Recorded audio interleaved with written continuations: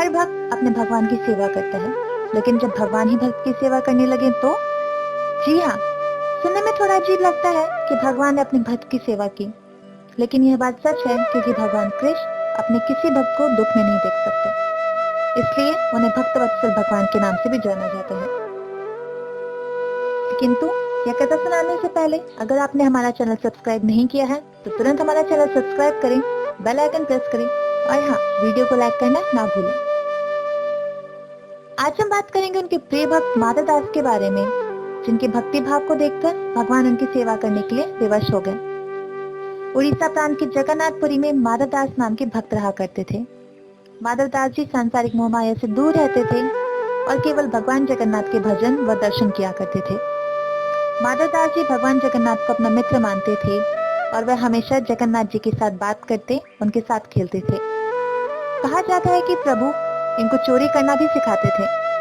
इस प्रकार माधव दास अपनी भक्ति में सदैव मग्नमस्त रहा करते थे। एक बार ऐसा समय आया जब माधव दास जी को अतिसार यानी उल्टी दस्त का रोग हो गया, जिसकी वजह से वह इतने दुर्बल हो गए कि उनसे उठा बैठा जाना भी नहीं हो रहा था। उनकी इस हालत को देखकर आसपास के लोग उनकी सेवा करने को आते, लेकिन माधव दास उनसे कह देते, मेरे तो एक जगन्नाथ ही है, वही मेरी रक्षा करेंगे। ऐसा करते करते जब रोग बहुत बढ़ गया, तब भगवान से भी अपने भक्त की हालत देखी नहीं गई और वह स्वयं सेवक बनकर उनके घर पहुंचे और माधव दास जी से कहने लगे कि हम आपकी सेवा कर दें। क्योंकि माधव दास का रोग इतना बढ़ गया था कि उनको पता भी नहीं रहता वह कब मलमूत्र त्याग देते थे और वैसे ही वस्त्र गंदे पड़े रहते। अपने भक्त की यह दशा भगवान से देखी नहीं गई और वह स्वयं माधव दास के वस्त्रों को अपने हाथों से साफ करते। उसके पश्चात भगवान माधव दास के पूरे शरीर को साफ किया करते, उसको स्वच्छ रखते थे। कुछ समय बाद जब माधव दास की चेतना वापस आई तो वह तुरंत ही भगवान जगन्नाथ को पहचान गए और कहने लगे, मेरे प्रभु मेरी रक्षा के लिए स्वयं आ गए। माधव दास ने भगवान से पूछा, प्रभु आप तो त्रिभुवन के स्वामी हो, फिर आप मेरी सेवा क्यों कर रहे हो? यदि आप चाहें तो मेरे रोग को पल भर में दूर कर सकते हैं। तो प्रभु यह सब आपको नहीं करना पड़ता।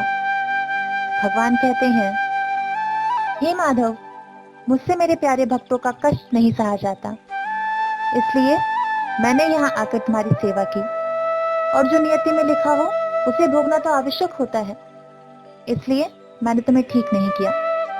क्योंकि यदि इस रोग को मैं अभी ठीक कर देता हूँ तो तुम्हें ये भोगने के लिए पुनः जन्म लेना होगा और मैं नहीं चाहता कि मेरे भक्त को एक प्रारब्ध के कारण पुनः जन्म लेना पड़े।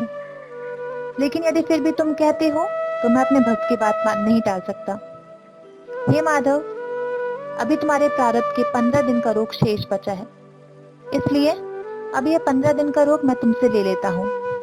इस प्रकार भगवान ने 15 दिन के रोग को अपने ऊपर ले लिया और अपने भक्त की रक्षा की। तब से भगवान जगन्नाथ जी साल में एक बार बीमार पड़ते हैं। अपने भक्त का जीवन सुखमय बनाने के लिए भगवान ने रोग को अपने ऊपर ले लिया। ऐसे हैं हमारे भक्त वत्सल भगवान जगन्नाथ जी।